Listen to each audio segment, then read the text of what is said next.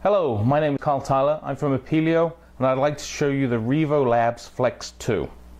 So the Revolabs FLX2 is a speaker conferencing system that can be used with your UC systems such as SameTime, Microsoft Lync, or even Skype.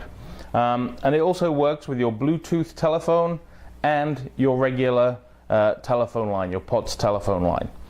So it consists of really two main components.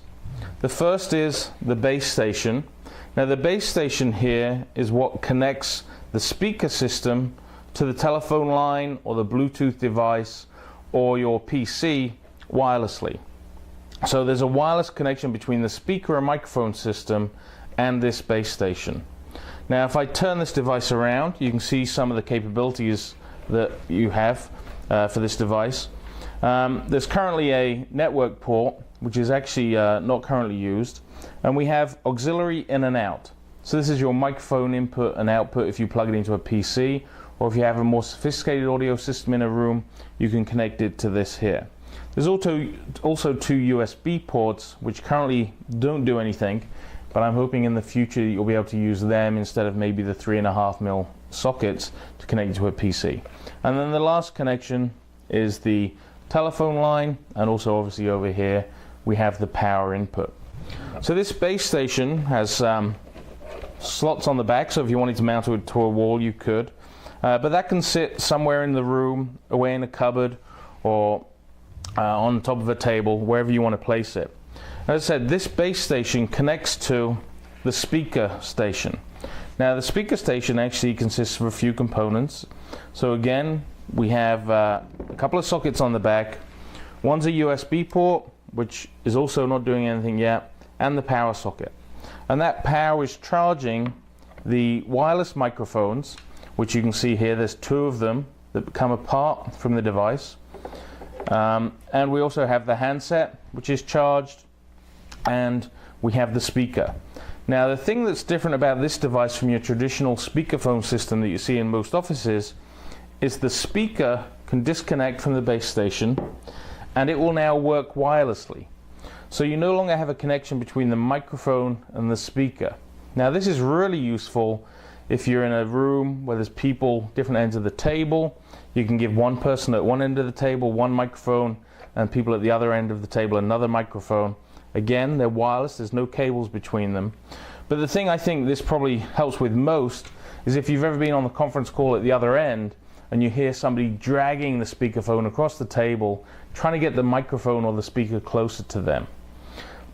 By having the microphone and the speaker separate, nobody hears when you drag this speaker across the table and place it somewhere else. The handset gives you the ability to dial out phone numbers using the phone line.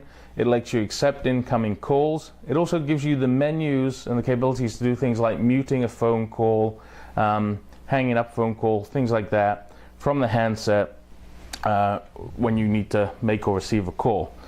Why is it nice to have this separate to the speaker? Again, you're not having to reach over or lean over the table trying to dial a telephone number or see what telephone number's dialed or what number's coming in. You have it in your hand and you can take it. The other thing that's nice about having this as this separate handheld device, you can use this as a regular private phone. So if you're on a conference call and want to chat to the person on the end privately, you can just unplug it from the dock and chat to them, and you can switch between it being the conference call in the room or the one on the handset. So you can use this, as I said, with systems like SameTime, Microsoft Lync, or Skype, or actually any system that uses the mic input and output on your PC. And you do that using the auxiliary ports that are on the back of the device. Now these are phono ports, which means they're mono phono, they're not stereo. And one thing I did find during my testing was I had a problem where I couldn't get the microphone input to show any output from this device when I was trying to use it with a SameTime meeting. And I actually had the same problem with Lync and the same problem with Skype. And it turned out the problem wasn't the Revolabs device, the problem was actually my PC. My PC had some kind of hardware switch in there that says if it's a phono connection to the mic input, it won't record anything. So what I had to do was I had to just buy a cheap cable from Radio Shack, and this actually will take the mono inputs and give me a stereo output. And using that, I was then able to use the device with my PC. Now it turns out this is inconsistent across PCs and Macs. It all depends on what chipset's in the PC as to whether it will work or not in mono. Turns out my desktop PC works in mono, but my laptop only works in stereo. So something to be aware of if you ever get one of these devices and you're trying to understand why you're not getting mic input. It took a while, and thanks to the folks at Revolabs for helping me out. So let's make a telephone call. So I'm going to put the speaker over here. So it's probably just moved out of shot. And I'm now going to take the handset and make a telephone call. Now, for anybody that doesn't know, the number that people always dial when they're doing demos is movie phone. So let's just take the microphone out here. So I'm going to use the microphone. It's dialing the number. Hello and welcome to Movie Phone. So it's welcome to Movie Phone. To use our speech-enabled system, press star 2. Let's star 2.